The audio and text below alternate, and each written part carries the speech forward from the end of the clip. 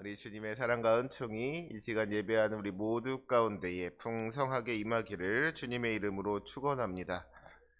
이 역대하 5장에는요, 솔로몬이 성전 건축을 마무리하는 모습이 기록되어 있습니다.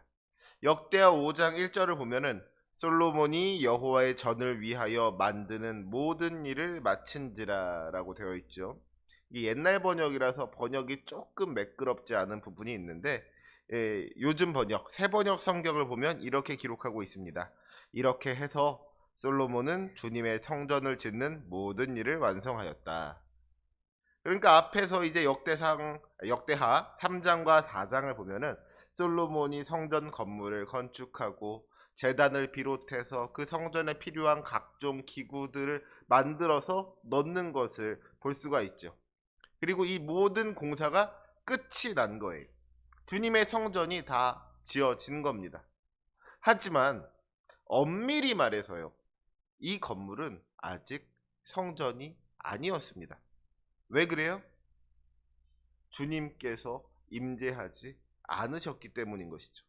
아무리 크고 아름다운 건물을 지었다고 하더라도 그곳에 주님께서 계시지 않는다면 그곳을 성전이라고 부를 수가 있겠습니까? 그게 아니라는 거예요. 성전은 주님께서 계신 곳입니다. 그곳이 어디가 되었든지 거기에 주님께서 함께 하신다면 그곳이 바로 성전인 것이죠. 그래서 사도 바울은 주님을 믿는 우리 성도들이 하나님의 성전이라고 했습니다. 너희는 너희가 하나님의 성전인 것과 하나님의 성령이 너희 안에 계시는 것을 알지 못하느냐. 주님께서 성령으로 우리 가운데 역사하시고 계시기 때문에 우리들 한 사람 한 사람이 다 하나님의 작은 성전과도 같다 하는 거예요. 그러니까 반대로 솔로몬이 아무리 백향목과 잣나무와 각종 보석을 가지고 아름다운 건물을 지었다고 하더라도 그곳에 주님께서 계시지 않는다면 그곳은 그저 아름다운 건물일 뿐이지 성전은 아닌 겁니다. 성전이 될 수가 없는 거예요. 그런 의미에서 오늘 역대하 5장의 말씀은 그렇게 지어진 건물이 이제 성전으로 세워져 가는 과정을 기록하고 있는 말씀입니다. 오늘 말씀을 통하여서 이 시간 예배하는 우리 모두가 주님의 성전으로서 세워질 수 있기를 원합니다. 먼저 1절 말씀 다시 한번 읽어보도록 하겠습니다. 솔로몬이 여호와의 전을 위하여 만드는 모든 일을 마친지라. 이에 솔로몬이 그의 아버지 다윗이 드린 은과 금과 모든 기구를 가져다가 하나님의 전 곳간에 두었더라. 아멘. 솔로몬이 성전 건축을 다 마치고 건물을 다 완성한 다음에 뭐 했다 그랬어요? 그의 아버지 다윗이 드린 은과 금과 모든 기구를 가져다가 하나님의 전 곳간에 두었다고 했습니다. 이제 이 부분을 이해하기 위해서는 그 전에 무슨 일이 있었는지를 조금 알 필요가 있어요. 앞서서 다윗이 하나님의 성전을 건축하고자 하는 그런 소망을 품었는데 하나님께서 이를 허락하지를 않으시죠. 너는 전쟁을 많이 한 사람이라 피를 많이 흘렸으니 내 이름을 위하여 성전을 건축하지 못하리라. 그러면서 주님께서는 다윗에게 성전을 짓도록 허락하지 않으시고 그 아들 솔로몬으로 하여금 성전을 짓게 하시겠다고 말씀하십니다. 그러니까 다윗이 어떻게 해요? 내가 지을 수 없다면 우리 아들 솔로몬이 이 성전을 잘 지을 수 있도록 내가 도와주어야겠다. 내가 준비해야겠다 하는 마음을 먹고서 성전에 필요한 물품들을 미리 준비합니다. 역대상 22장 5절 말씀을 보면은요, 이렇게 기록하고 있어요. 다윗이 이르되 내 아들 솔로몬은 어리고 미숙하고 여호와를 위하여 건축할 성전은 극히 웅장하여 만국의 명성과 영광이 있게 하여야 할지라. 그러므로 내가 이제 그것을 위하여 준비하리라 하고 다윗이 죽기 전에 많이 준비하였더라. 아멘. 다윗이 하나님을 많이 사랑한 사람이죠. 다윗이 하나님을 사랑하는 마음이 얼마나 컸는지 크고 위대하신 우리 하나님의 성전이 시시해서는 안 된다는 마음을 가지고 있었던 거예요. 우리 하나님의 성전이 혹시라도 저 이방 신들을 위한 신전보다 작아서는 안 된다. 그런 마음을 품고 있었던 것이죠. 그래서 이제 성전을 건축하는데 어떻게 건축해야 한다고 했습니까?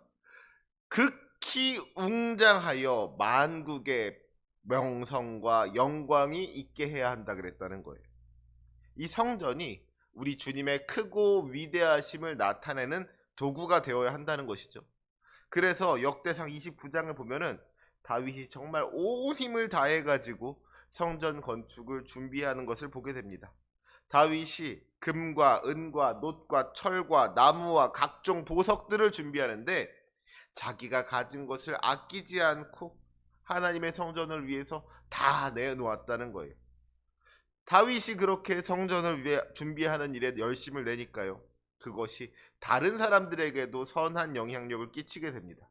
그래서 이스라엘의 모든 가문의 지도자들과 모든 지파의 지도자들과 천부장과 백부장과 왕의 사무관들도 다 즐거이 예물을 드리고 또 백성들도 자원하여서 기쁨으로 예물을 드렸다 그랬어요.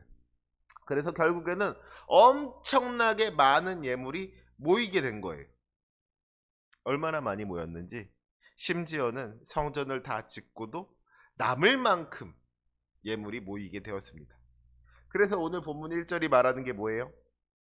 솔로몬이 그의 아버지 다윗이 드린 은과 금과 모든 기구를 가져다가 하나님의 전 곳간에 두었더라. 다윗이 얼마나 많은 것을 준비했는지 성전을 다 완성했는데 다윗이 준비했던 게 남았다는 겁니다. 충분하다 못해서 차고 넘칠 정도로 모아놓은 거예요. 그래서 솔로몬이 성전 건축을 다 마친 다음에 그 남은 것을 성전을 다 짓고 남은 것을 하나님의 전 곳간에다가 두었다 하는 이야기를 하고 있는 거예요. 이건요 사실 당연한 이야기죠. 하나님의 전을 건축하기 위해서 구별해서 준비한 물질들이니까 그게 좀 남았다고 해서 다른 데 쓰는 것이 아니라 잘 두었다가 언젠가 하나님의 성전에 필요할 때에 또 하나님을 위해서 사용하는 것이 당연한 일이고 마땅한 일이에요. 그런데 문제는 우리가 이 세상을 살아가다 보면은 이런 당연한 것을 지키지 못할 때가 많이 있더라 하는 겁니다. 우리가 이 세상을 살아가면서 늘 느끼게 되는 게 뭐예요? 돈이라는 것이 늘 부족하더라는 거예요.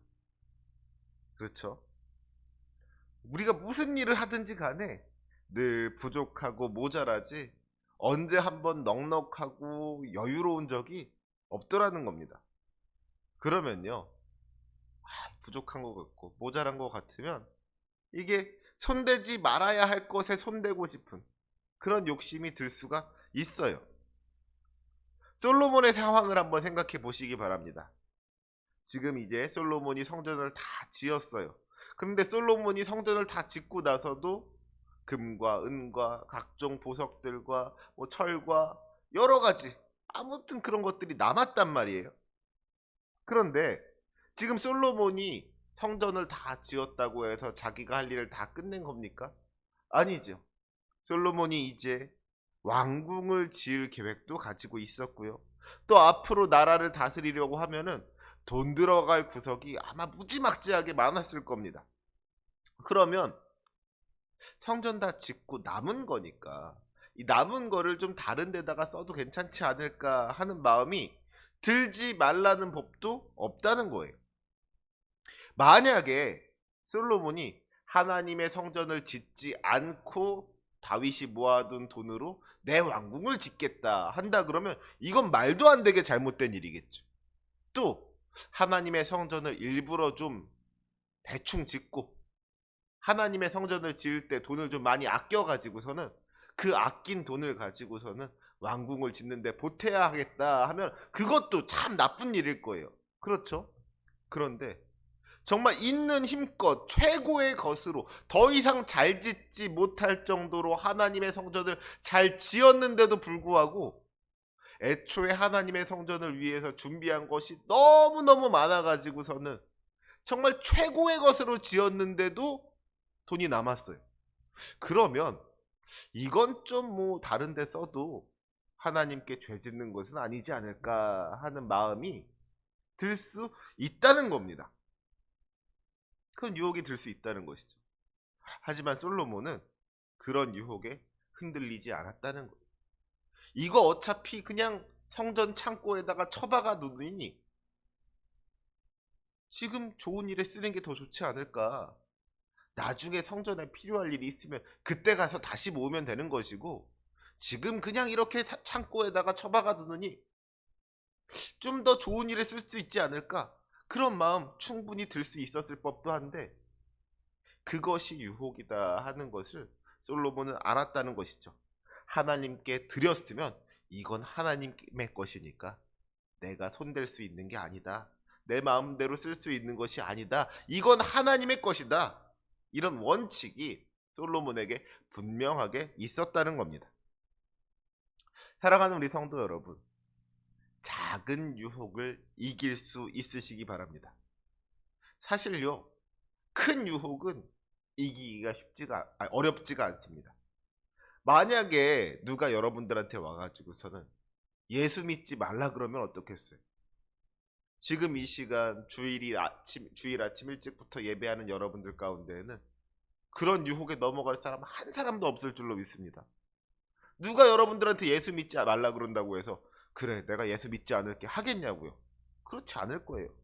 아무리 사랑하는 사람이 와서 이야기한다고 하더라도, 아무리 좋은 것으로 유혹한다고 하더라도 그 유혹은 우리가 쉽게 이길 수 있을 겁니다. 그런데 딱 한 주만 교회 안 가면 어떻겠냐고 그러면, 그거는요, 그 유혹은요 이기기가 사실 쉽지가 않습니다. 사랑하는 손주들이 와가지고서는 할머니 이번 주 딱 한 주만 교회 안 가고 나랑 놀아주면 안 돼? 사랑하는 연인이 와가지고 자기야 이번 한 주만 나랑 데이트하고 교회 안 가면 안 돼? 직장에서 이번 주는 일이 많은데 이번 주 한 주만 교회 안 가고서는 회사 나와서 일하면 안 돼? 아예 교회 가지 말라고 하면 그거는 그 유혹은 이기기가 어렵지 않지만, 딱 한 주만, 딱 한 번만, 그 작은 유혹은 이기기가 쉽지가 않더라는 거예요. 하지만 그 작은 유혹을 단호하게 뿌리칠 수 있는 저와 여러분 되시기를 주님의 이름으로 부탁을 드립니다. 작은 것들로부터 우리의 믿음이 흔들리기 시작한다는 거예요. 흔들리지 않는 믿음을 가지려면 작은 것 하나까지도 충성할 수 있는 믿음을 가져야 한다는 것이죠. 원칙을 지키는 믿음이 필요하다는 겁니다.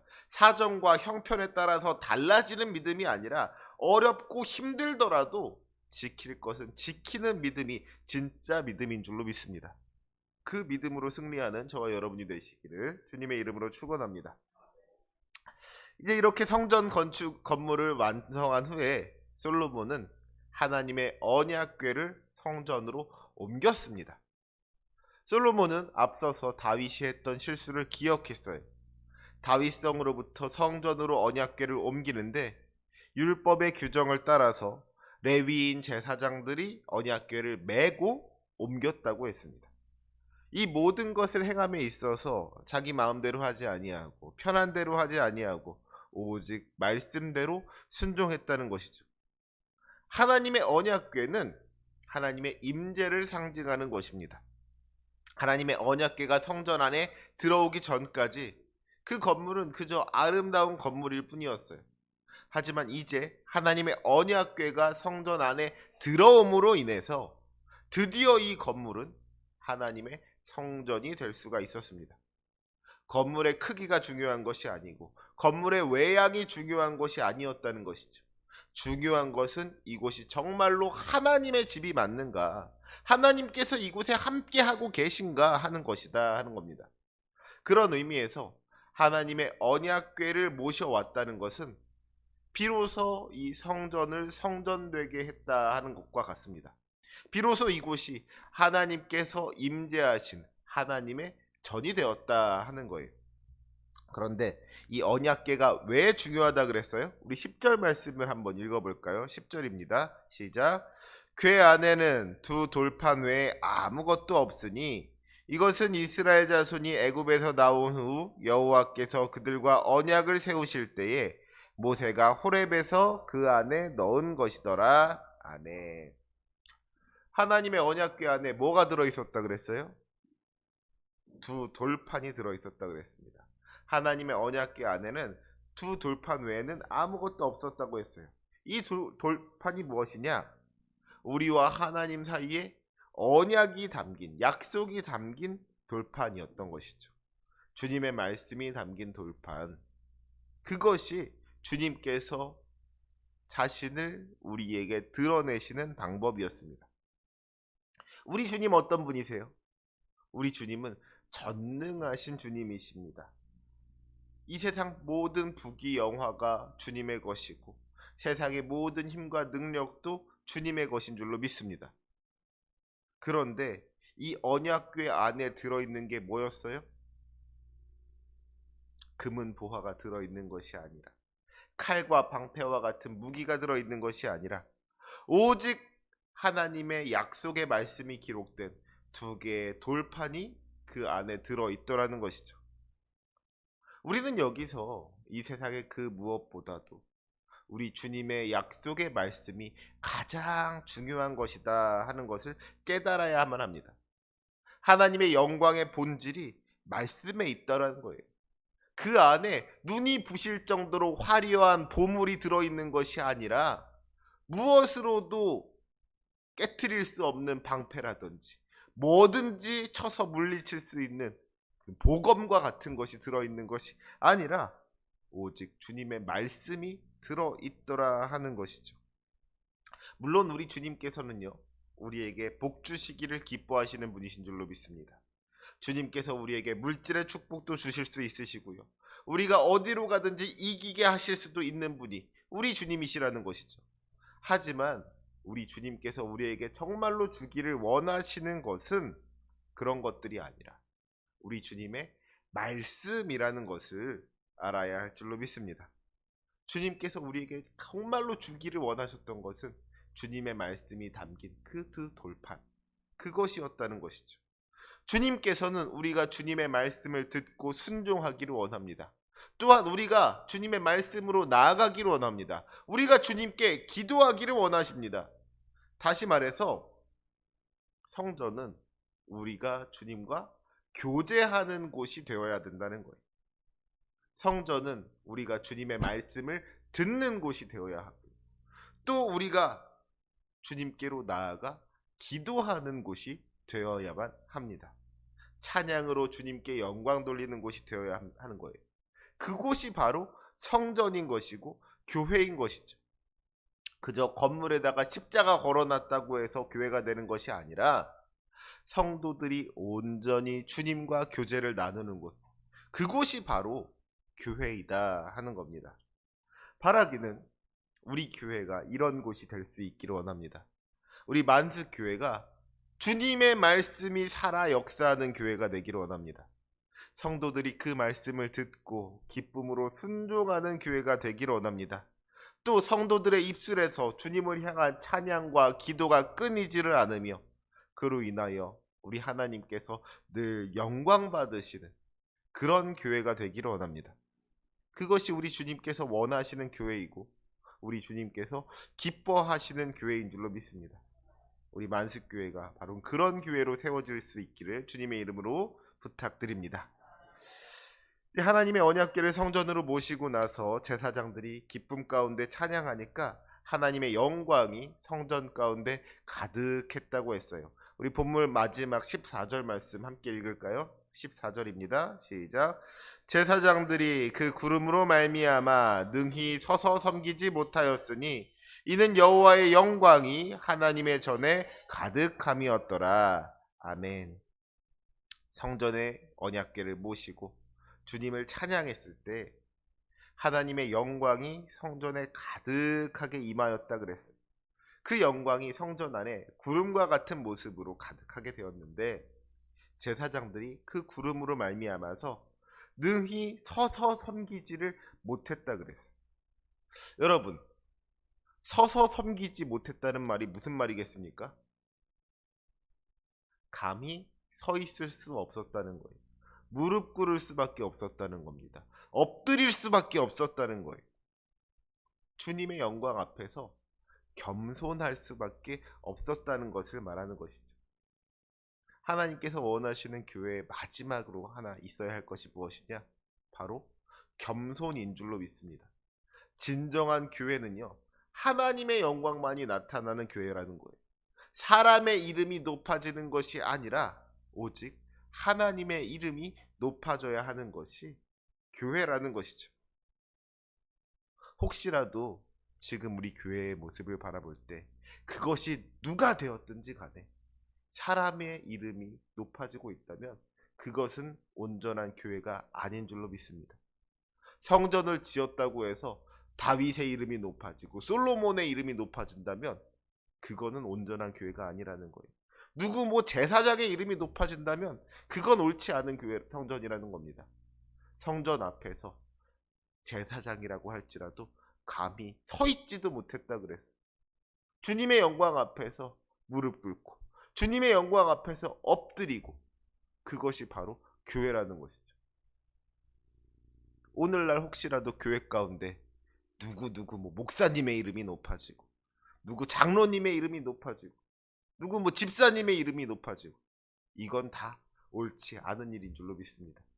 오직 우리 주님만의 이름이 높아지고 우리 주님만의 이름이 영광 받으시는 교회, 그리하여서 그 영광 앞에서 우리 성도들은 그저 무릎 꿇고 엎드려서 기도하고 찬송하며 주님께 영광 올려드리는 교회, 그 교회가 우리 교회 되어야 할 줄로 믿습니다. 사랑하는 우리 성도 여러분, 지금 우리 교회의 모습을 한번 돌아볼 수 있기를 원합니다.